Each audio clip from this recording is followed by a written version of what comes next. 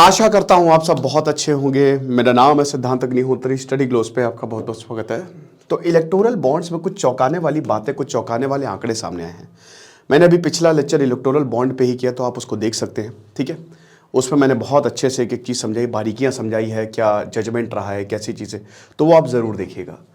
तो यहाँ पे हम पैसे की बात करेंगे, ठीक है ना। और इलेक्टोरल बॉन्ड जो है वो असंवैधानिक जो है वो बोला है सरकार ने, आपको पता है, सुप्रीम कोर्ट ने। तो सुप्रीम कोर्ट की जो 5 जजेस की बेंच है उन्होंने बोला है कि भाई दिस इज अनकॉन्स्टिट्यूशनल और अब इलेक्टोरल बॉन्ड बंद है। अब मैं आपको बताता हूं कि 13 मार्च अगर सब कुछ सही रखा तो 13 मार्च को तबाही आने वाली है, क्योंकि 6 मार्च को एसबीआई जो है वो इलेक्शन कमीशन को ये बताएगा कि किसने कितना पैसा डोनेट किया, और 13 मार्च को जो है वो इलेक्शन कमीशन अपनी वेबसाइट पे ये सब डाल देगा कि इलेक्टोरल बॉन्ड से किस पार्टी को कितना पैसा आया। चुनाव होने वाले हैं तो बहुत बड़ा असर पड़ेगा ही पड़ेगा। अब देखेंगे आगे क्या होता है।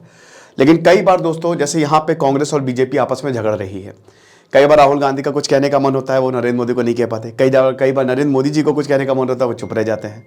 कई बार लोग ना नहीं बोल पाते हैं। पॉलिटिक्स में भी लोग ना नहीं बोल पाते हैं, दिमाग खराब होता है। तो उसके लिए हम आपके लिए कोर्स लाए हैं सुपर एक्सप्रेशन का। 300 रुपये का कोर्स है ये। साइकोलॉजिस्ट डॉक्टर मयूरिका दास आपको बताएंगे आप अपने इमोशंस को किस तरीके से कंट्रोल कर सकते हैं।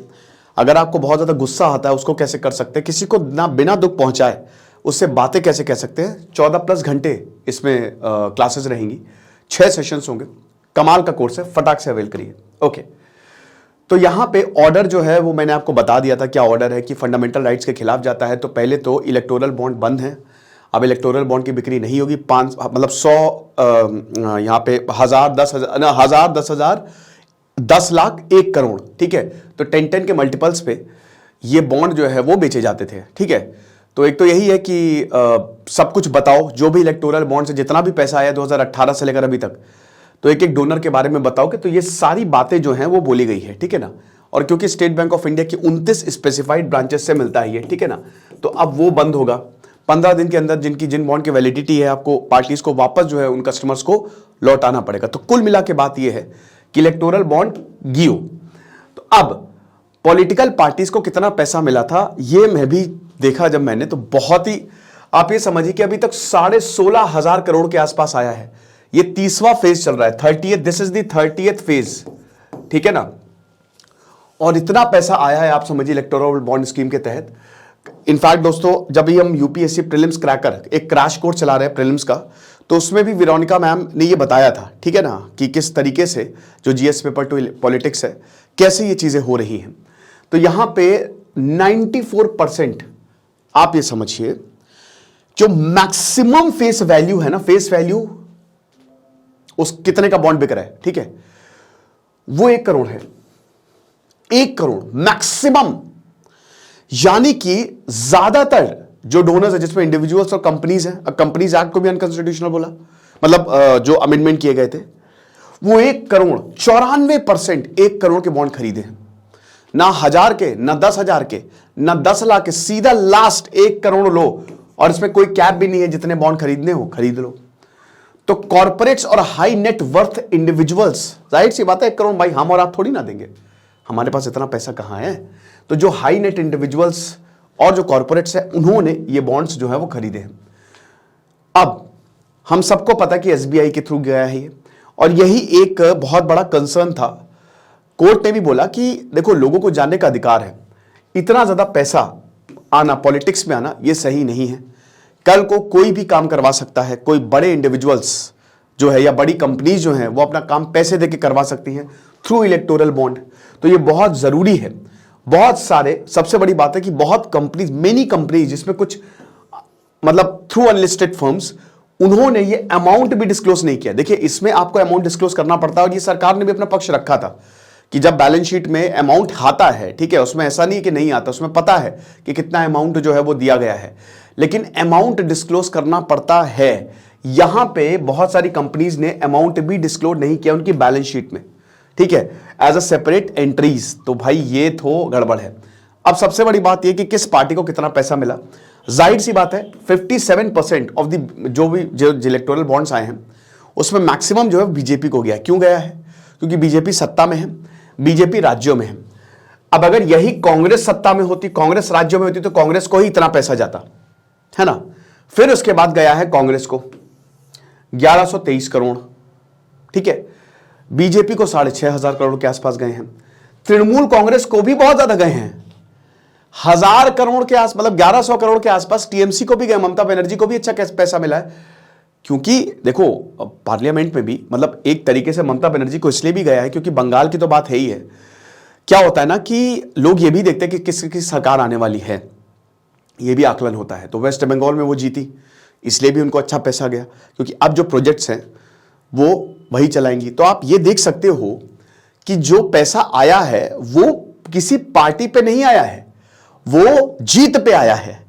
ये बहुत एक सीख है बहुत बड़ी, कि लोग देखिए, लोग जो है ना वो खाली उनको चाहिए पैसा, वो अपना फायदा देखते हैं कि मेरा फायदा कहां पे हो रहा है, कौन पार्टी मेरा फायदा कराएगी, कौन राज्य में कौन सी पार्टी आने वाली है, तो उस हिसाब से पैसा आ रहा है, ठीक है। तो यहां पे टीएमसी को भी इतना पैसा गया है, बीजेडी को, बीजू जनता दल को 774 करोड़ गया है।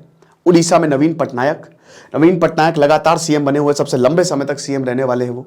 उड़ीसा की उन्होंने एकदम बदल के रख दिया। एक बीमारू राज्य हुआ करता था उड़ीसा, लेकिन आज मतलब ये समझिए कि झंडे गाड़ रहा है वो, ठीक है ना। जीएसडीपी की बात करें, चाहे इनकम की बात करें, चाहे डेवलपमेंट की बात करें, तो उड़ीसा, हालांकि उड़ीसा में भी दिक्कतें हैं लेकिन जबरदस्त। डीएमके को भी 617 करोड़ आया है। अब ये रीजनल पार्टीज हैं, बीजेडी, डीएमके, टीएमसी, लेकिन अगर आप देखो तो इनको, ये जो पार्टीज हैं, ये जैसे अब डीएमके की बात करें तो तमिलनाडु में तो है ही है, बीजेटी की बात करें तो उड़ीसा में है ही है, टीएमसी की बात करें तो बंगाल में है ही है। तो आप देख सकते हैं कि अगर यही केंद्र में होती ना, तो ये जो बीजेपी को पैसा गया वो इनको मिल जाता। सिंपल सा कंसेप्ट है, ठीक है। आम आदमी पार्टी, क्योंकि दिल्ली पंजाब में 94 करोड़ आया, आम आदमी पार्टी को कम आया। एनसीपी की बात करें तो 64 करोड़ आया, महाराष्ट्र में थी वो। जेडीयू की बात करें बिहार में नीतीश कुमार तो 24 करोड़ आया, ठीक है। और बाकियों को 1095 करोड़ आया। अब यहां पे बसपा को, अब देखिए बहुजन समाजवाद पार्टी, ठीक है, तो बसपा को एक भी पैसा नहीं मिला, जीरो, ठीक है, मायावती की पार्टी को।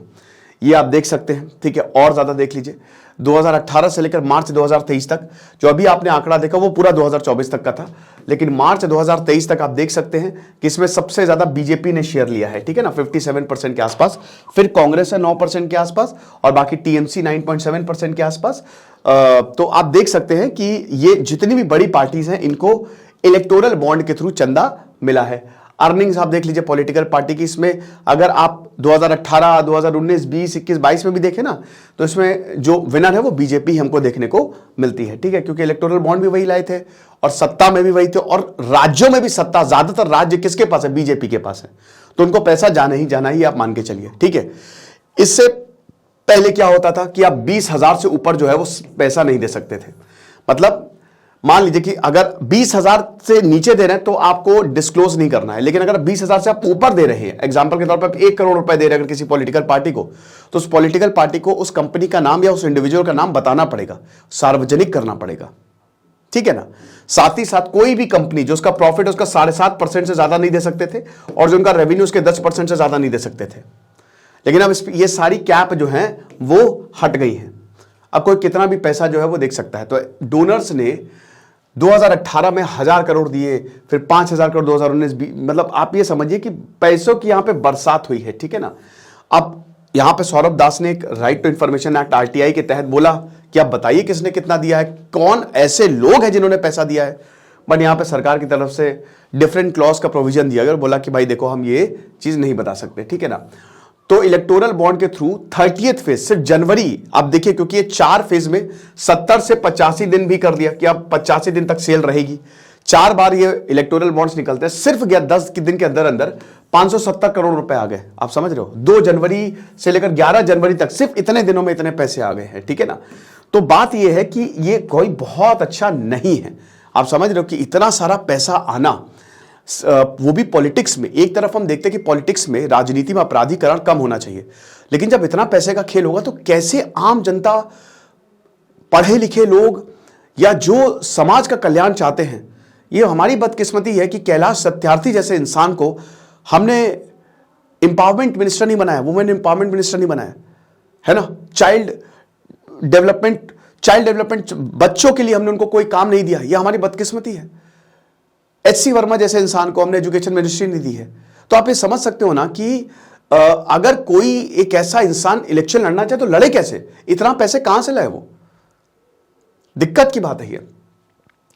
तो ये चीज है। उसके बाद फिर कैसे इलेक्टोरल बॉन्ड्स का काम करते हैं, पहले तो जो बैंक नोटिफाइड है SBI उसको चूज किया जाता है, फिर SBI जो है वो इलेक्टोरल बॉन्ड इशू करता है। डोनर जो है वो या तो चेक के थ्रू, अब ये सरकार ने बोला था कि भाई अगर किसी को पहचान नहीं छुपानी तो चेक के थ्रू भी डोनेट कर सकता है, हमने कोई रोक थोड़ी ना लगाई है। फिर उसके बाद जो भी पार्टी है उस पार्टी की चॉइस का बॉन्ड लेता है वो, और उसके बाद पार्टी जो है उसके अकाउंट में पैसा आ जाता है। तो इलेक्टोरल बॉन्ड्स पे अभी जस्ट मैंने लेक्चर किया था, ठीक है, थोड़ी देर पहले, आप उसको देखिए। बाकी कुछ ऐसी बातें थी जो आपको पता होनी चाहिए। हमारे कोर्स को आप जरूर अवेल करें, इससे आप अपने गुस्से को, क्योंकि आजकल गुस्सा बहुत आता भी है, अपने इमोशंस को काबू में कर पाएंगे। खुश रहिए, पढ़ते रहिए। दिस इज सिद्धांत अग्निहोत्री साइनिंग ऑफ।